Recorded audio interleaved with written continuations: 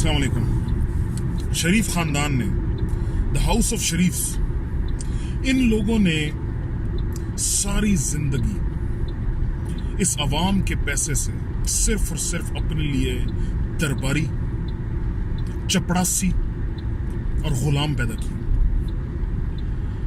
इन चपड़ासियों को मेरिट की धज्जियां उड़ाते हुए ये नवाजते हैं और उसके नतीजे में वो चपड़ासी इनके गुलाम बन जाते हैं और इनकी हर गलत और सही बात को वो टो करते हैं, हर लाइन को वो आगे लेकर, हर गलत बात को वो आगे लेकर जाते हैं, दरबारियों की तरह इनके सामने जी हुजूरी करते हैं और उसका नतीजा क्या निकलता है?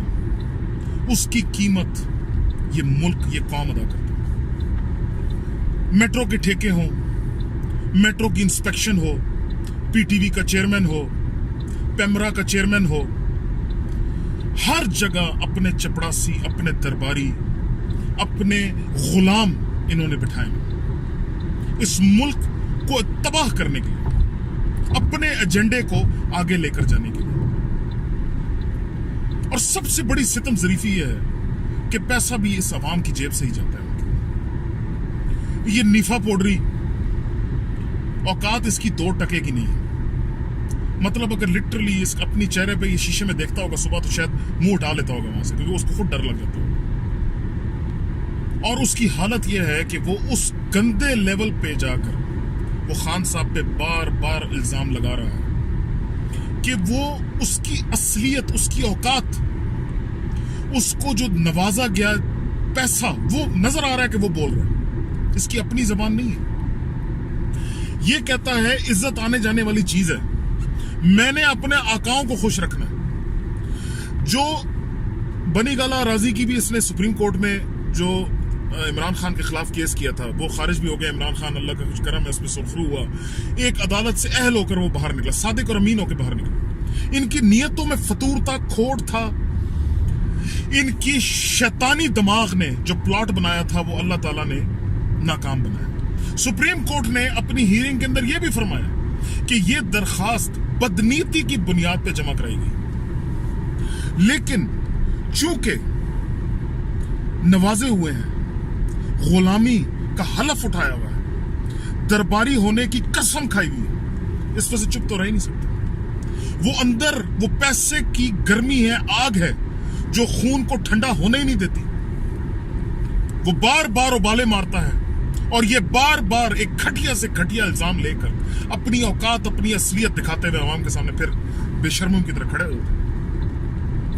आप भाइयों बेशर्मी और ढिठाई और बेगैरती की इंतहा देखें कि उस एक ऐसी दवाई जिसका मैं नाम भी शायद ना ले सकूं, उस तक दवाई के आपके साबका चेयरमैन पीटीवी ने उस तक के बिल सरकार में जमा करा के उनके पैसे लिए।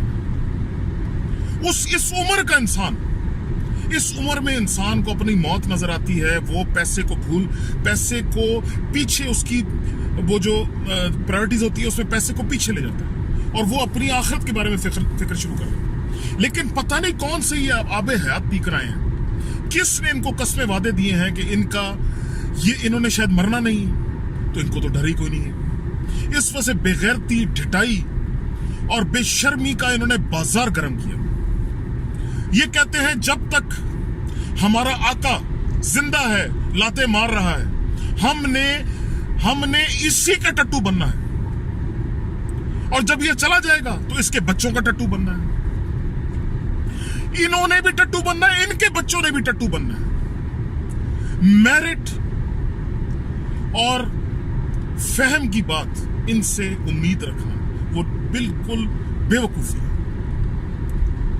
लेकिन मेरा पैगाम इनको सिर्फ यह है कि अल्लाह का वास्ता है, एक ज़मीर की आवाज को भी सुन लो अपनी, क्योंकि अल्लाह ने हर इंसान को दिया हुआ ज़मीर। कुछ लोगों ने उसको पक्का नींद की गोली खिला के सुला दिया है, कुछ लोगों का अभी भी जिंदा है। लेकिन मेरी इनसे गुजारिश है कि झंझोड़ो उसको और जगाओ और उसकी सुन लो थोड़ी सी, क्योंकि सब ने चले जाना है लेकिन किया हुआ इधर ही रह जाना।